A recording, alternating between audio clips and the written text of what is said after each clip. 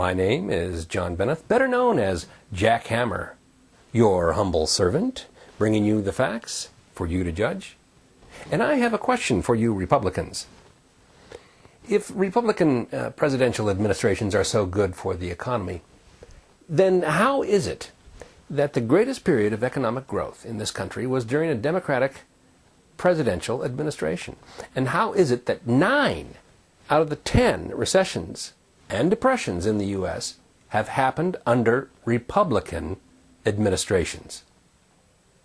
And out of the only 2 official depressions in the U.S., both have ended under Democratic administrations.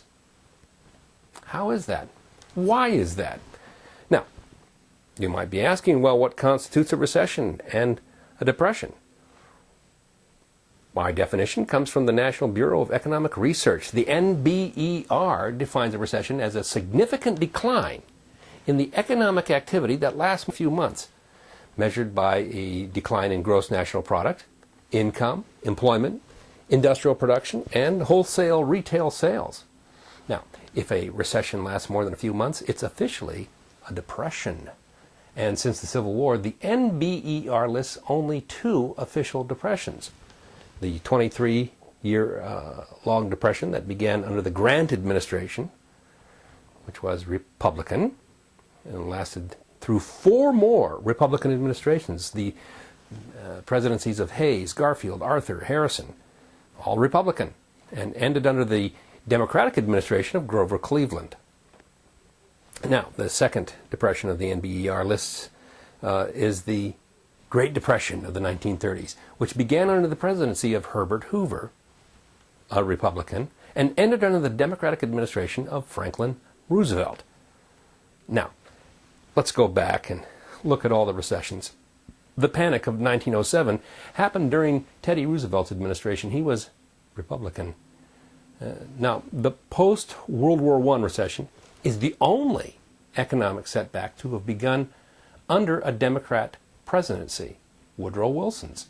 And Wilson reportedly was so sick during that time that the country was being, probably was being run by, secretly by Republicans. The recessions of 1952 and 1957 happened under the Republican administration of Dwight Eisenhower. The gas shortage recession of 1973 happened during the Nixon administration. He was Republican. There was no recession under Ford. There was no recession under Carter.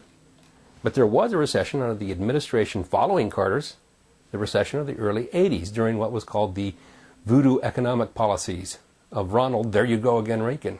And Reagan was a Republican. I think he was, yeah, he was.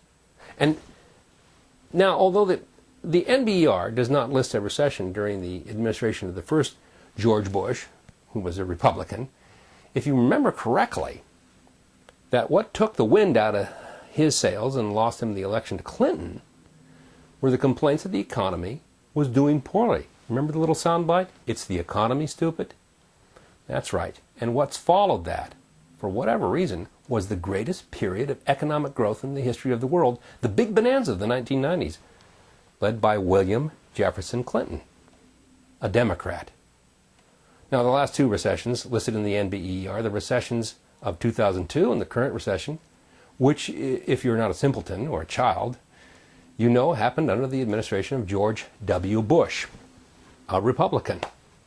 Now, I know this is a rather stunning piece of information because when I first presented this astounding information on September 12th of 2008 on a video sharing site called LiveLeak, liveleak.com, under the title Disastronomics, the financial institutions in the United States immediately began collapsing, crashing and turning to ruin, as you know by the news. Sorry about that. But in my defense, Karl Rove blames all of this financial ruin on Barney Frank. And to be fair, I think that Mr. Rove hasn't taken into consideration the hurricane that hit Galveston and interrupted our oil production, our offshore oil rigs that were standing there, and how that affects, and how Hurricane Ike, you remember, affects Wall Street and the economy. So I think Karl Rove should also consider blaming the weather on Barney Frank. The point is that the information in this video is the most convincing argument for electing a Democratic administration in 2008. So if you know someone who needs convincing, ask them, why is it that 90% of all the U.S. recessions and depressions happened under Republican administrations? See what they say. If they say it isn't so, see if they'll bet some money on it. Drop the hammer on them. Send them this video. Facts are online. My name is Jack Hammer. Spread it around. Your comments are welcome and read with interest below. Please be civil, and thanks for watching. Thanks for sharing, and thank you for subscribing. Hammer out.